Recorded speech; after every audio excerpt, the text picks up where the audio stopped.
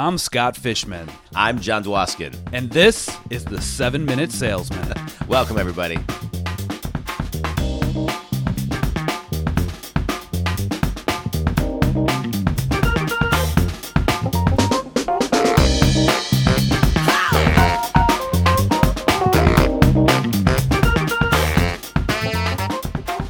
Good morning, John. Fish, good morning. How are you?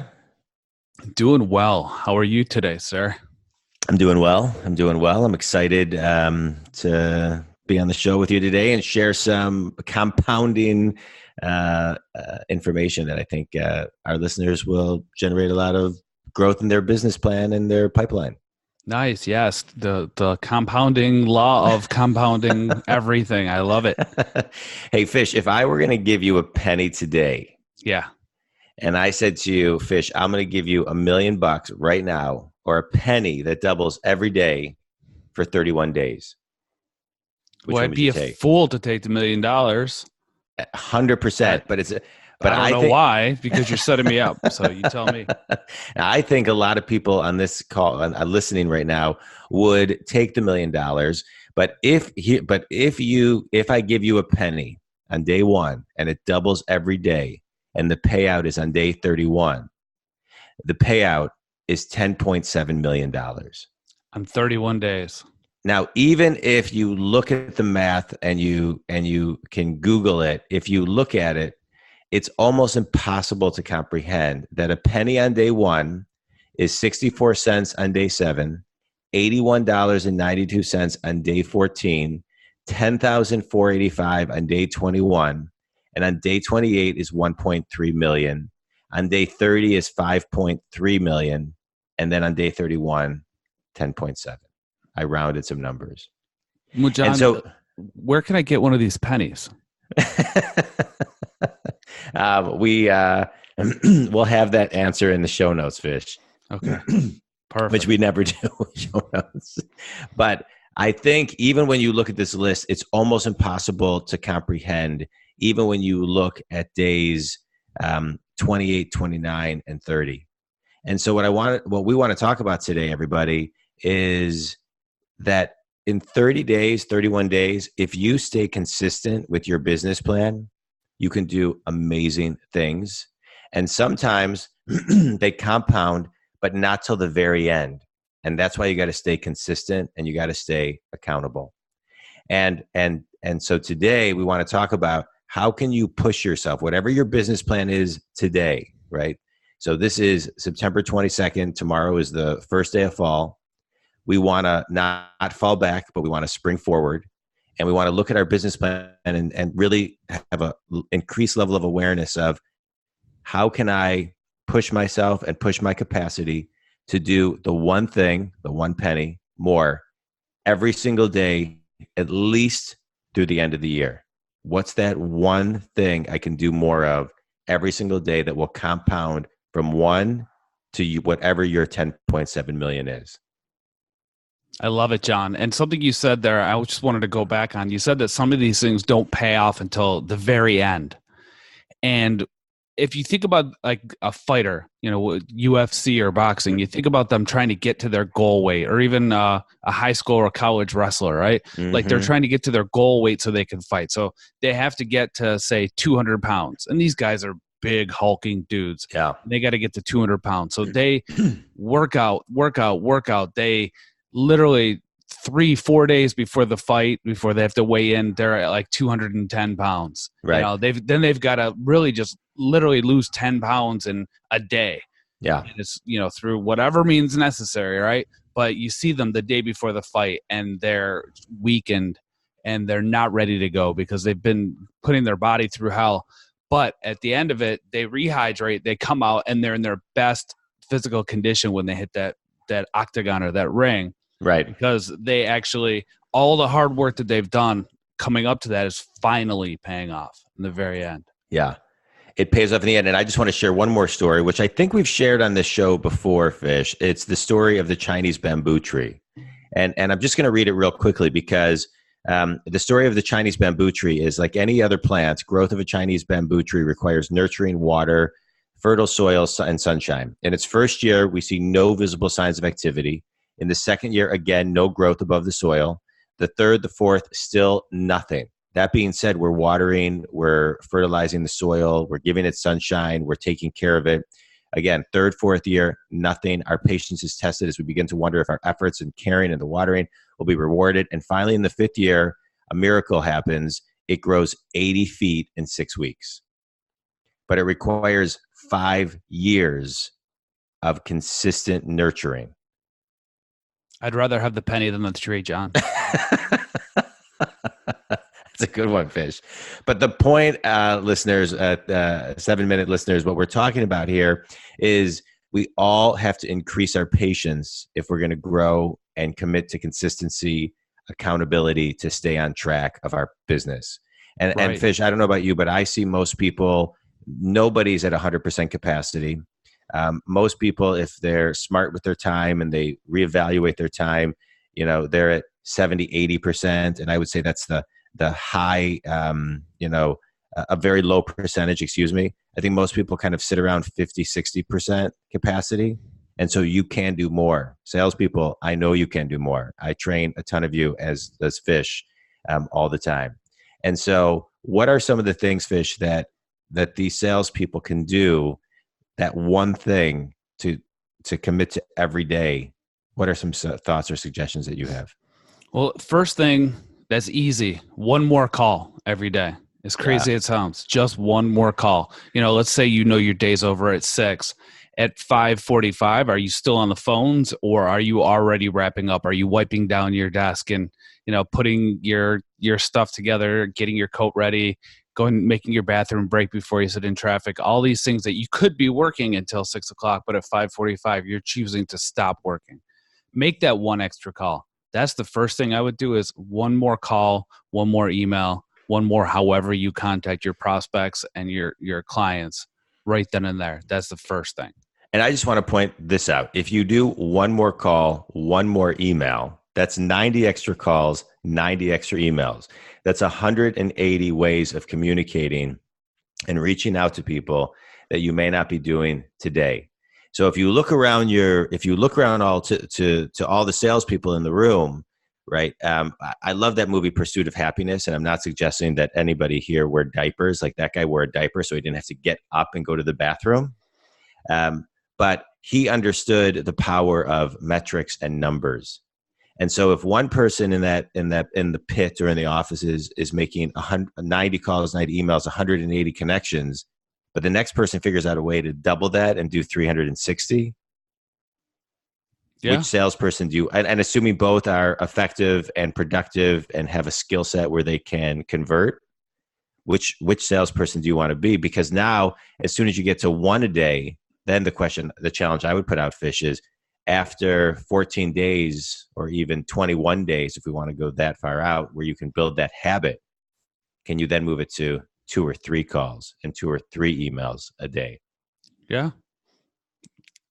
Oh, mind blown, John. I don't know if it's a mind blown, but again, I'm just trying to kind of back into the simplicity of your suggestion based on the simple compounding effects.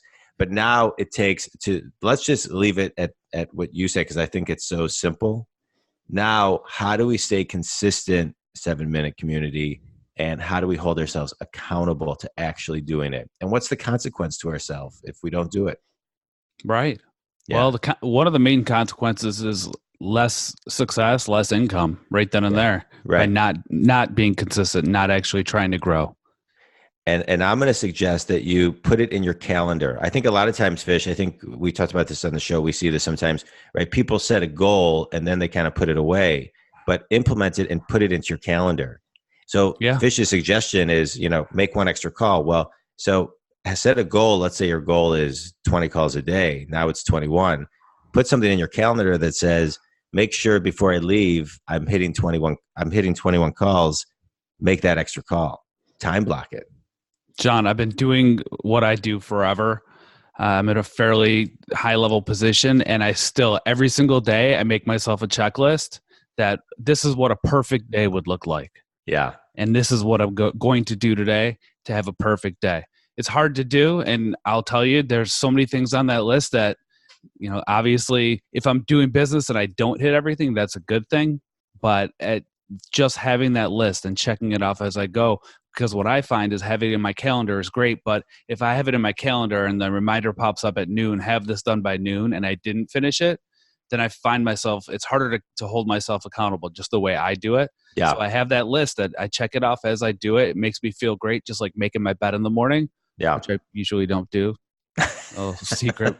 But literally it's just whatever they say, finish a task first thing and start you off on the right foot. So I get that little endorphin rush as I check those things off. It's great. I love it. I love it. And sometimes a lot of people will say to me, and I did this, Fish, when I was in sales roles where I was, hardcore making cold calls.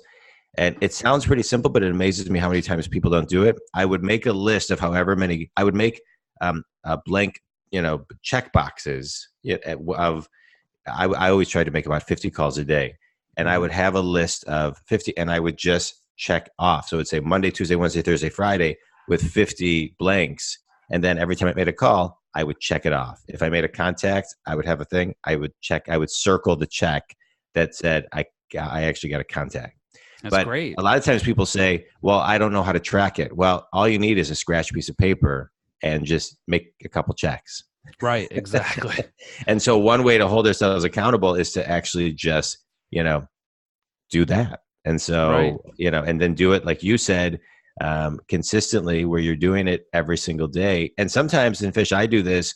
I put reminders in my calendar to actually set up my day or do specific things that I know I may forget or just are a grueling task, but I know I need to remind my own self to be consistent. Right. And it's funny that I don't know what I was watching a Gary Vaynerchuk video the other day, and it was all about, get out of your own way, and the excuses are just excuses. And part of what you just hit on is, I don't know how to track it. Just track it. Like, right. How do I hold myself accountable? Decide that you're going to hold yourself accountable. I mean, it's that easy. If you need help holding yourself accountable, get an accountability buddy. Yeah. And, check in with them. I do. And where I work, the division that I run, we have a journal that we check in with. And it's, what did I do good today? What could I have done better today? And what's my plan for tomorrow? Yeah. And it's that easy. And at any given time in the following morning, you might just get asked what you journaled yesterday. So it's a good way for us to hold each other accountable on these things. And it's not hard to spend 2 minutes and journal and really reflect on your day, and goes a long way. And just being able to hold yourself accountable there, but also knowing that, hey, I might be held accountable by 10, 15 other people tomorrow morning in the huddle, because everyone wants to share their information and we're all growing together. I just want to comment on one thing, because I think what you just said is really powerful, and it's entirely, but also it takes 2 minutes, right? A lot of the things that we're talking about today take 30 seconds, take a minute. They don't take, the calls take a long time, but the prep, the accountability, the checklist, the writing in the journal, you're talking about just a couple minutes of stuff that will get you more grounded, get your mindset in the right space, get you more focused, and put more accountability on yourself. So It doesn't take a long time to have a big impact and compound significantly over time if you can just figure out a way to do it consistently. Right. And we're talking about doing one more thing. Something that I wanted to touch on was calling every lead or contacting every lead just one more time. Because we've all been there where we've gotten a lead that was recycled from someone else that couldn't convert it. And we legit one call it, and we want to think we're so great. And that's, we're probably pretty good at what we do. But at the end of the day, they were loosened up by the 50 other calls by the previous rep that just gave up. And we know that if we can get it on the first call, they were ready anyway, for the most part. So call every lead one more time. Call every prospect one more time. Email them one more time. Send them one more social media link. Send them whatever it's going to take to get in front of them one last time. Because at the end of the day, we know that we can convert it somehow. Someone's going to. Yeah. And leave your ego. I'll just add one thing onto that, because I agree with everything you said. Leave your ego at the door. Don't be try to do your best not to be self-conscious. That, these people, I feel like a nudge. I feel like a this, da, da, da. Just do it. They don't. Yeah. They need the leadership. They need you to keep on, and they need you to keep in front of them. You're the salesperson, and just do it, and just don't let anything hold you back. Right. People want to be shown what to do. They need to be led to the certainty. They need to be led to the conclusion. People are uncertain as human beings. We are uncertain as it is. So when you can bring certainty to them and you can actually lead them to the right decision, everybody wins. Don't be afraid to do that. Amen. All right. Good episode, Well, Fish. I feel like this one was all over the board, but we got some good stuff out there. And for the record, John talked about Googling and he had a calculation, all this stuff. I literally tried for 15 minutes to find a calculation that I wanted to use because I thought it would be cool. And I don't know if it's just the morning or what, but I'm cross-eyed, folks. I couldn't find anything. So here's how it works. 1 + 1 is 2. 1 times 1 is 1. It's 8:50 in the morning on a Sunday, so that was pretty good. All right. I know it was a fun episode. We talked about a bunch of stuff, but all stuff to help you grow your pipeline and put more money in your pocket. So enjoy the week, everybody. Thank you. Thanks, everybody, for listening. Now, no excuses. It's time to put everything you listen to into action. Stop bullshitting yourself. Stop lying to yourself. Stop listening and doing nothing with this information. Take this information, implement it into your day, kick some ass, grow your business, grow your sales, make more money, have more fun, have a better life, period. The end. What he said.